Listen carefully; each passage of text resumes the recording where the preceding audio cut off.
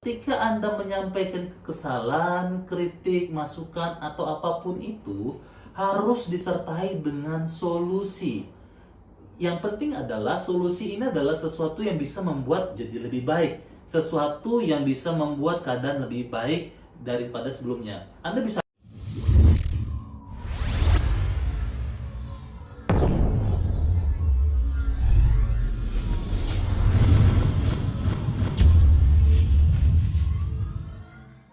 kembali lagi bersama saya Coach Reski Daniel dalam sebuah video pembelajaran hipnosis dan NLP.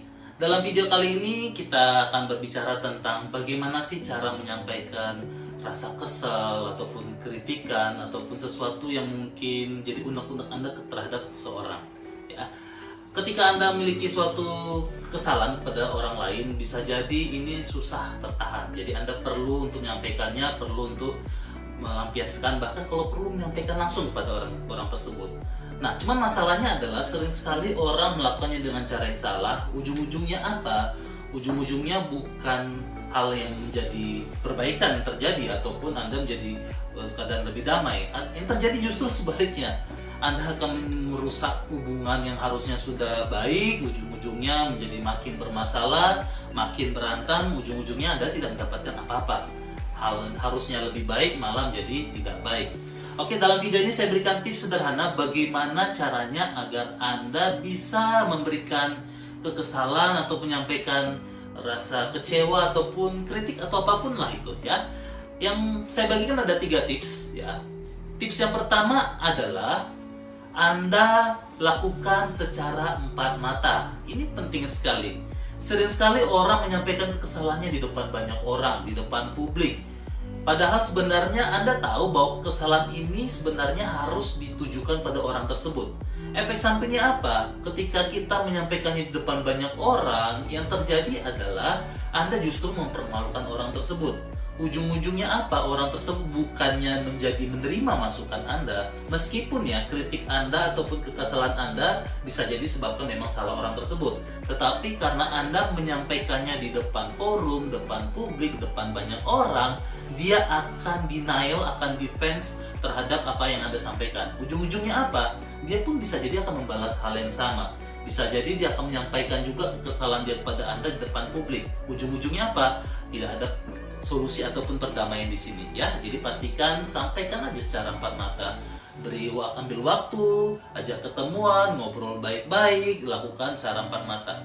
Yang kedua adalah lakukan di tempat yang nyaman dan waktu yang tepat. Jadi ketika Anda memberikan kritik atau masukan, saran saya adalah sebisa mungkin jangan sampaikan ketika Anda dalam keadaan yang paling marah.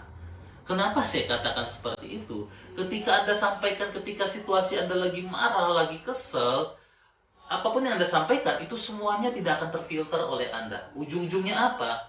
Kata-kata yang justru menyakitkan orang lain bisa jadi akan muncul dari kata-kata dari mulut Anda. Makanya saran saya adalah Anda cari waktu yang tepat. Bisa jadi Anda janjian dulu pada orang tersebut, lakukan misalnya di restoran ataupun di tempat yang nyaman gitu ya, ataupun di kantor yang private ataupun tempat yang nyaman lah. Yang kedua adalah waktunya. Pastikan adalah waktunya bukan waktu di mana keduanya lagi lelah. Bayangkan suami istri biasanya paling sering terjadi berantem pada saat kapan? Malam hari. Dua-duanya sedang capek, sedang letih, suami bekerja, istri juga bekerja. Ketika di rumah semua kesalahan ditumpahkan, yang terjadi justru makin parah, yang chaos kita bilang ya. Jadi tips yang kedua adalah pastikan Anda mencari tempat dan waktu yang kondusif. Lalu tips yang ketiga adalah ketika Anda menyampaikan kesalahan, kritik, masukan atau apapun itu harus disertai dengan solusi. Yang penting adalah solusi ini adalah sesuatu yang bisa membuat jadi lebih baik. Sesuatu yang bisa membuat keadaan lebih baik daripada sebelumnya. Anda bisa aja mengatakan, saya nggak suka sama kamu. Cara kamu tadi kasar, cara kamu tadi itu tidak baik. Kalau cuma sebatas itu saja, itu bukan kritikan atau saran yang benar. Yang baik adalah Anda sampaikan juga solusi. Anda sampaikan, seharusnya lain kali kamu lakukan ini, lakukan ini, lakukan ini, dan lakukan ini. Nah, jadi ketika Anda menyampaikan solusi, minimal orang yang akan Anda berikan kritik ataupun kesalahan yang Anda luapkan pada orang tersebut, minimal dia tahu apa yang harus dilakukan. Jadi pastikan Anda melakukan 3 tips sederhana ini.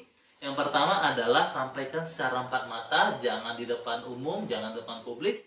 Yang kedua, pastikan tempat dan waktunya yang kondusif. Jangan pada saat Anda lagi marah-marahnya, itu gak akan membuat Anda bisa memfilter kata-kata Anda. Yang ketiga adalah sertai dengan solusi. Solusi yang baik akan membuat hubungan jadi lebih harmonis. Semoga bermanfaat tips dari saya. Sampai ketemu di video yang akan datang. Bersama saya Coach Reski Daniel. Salam dahsyat luar biasa.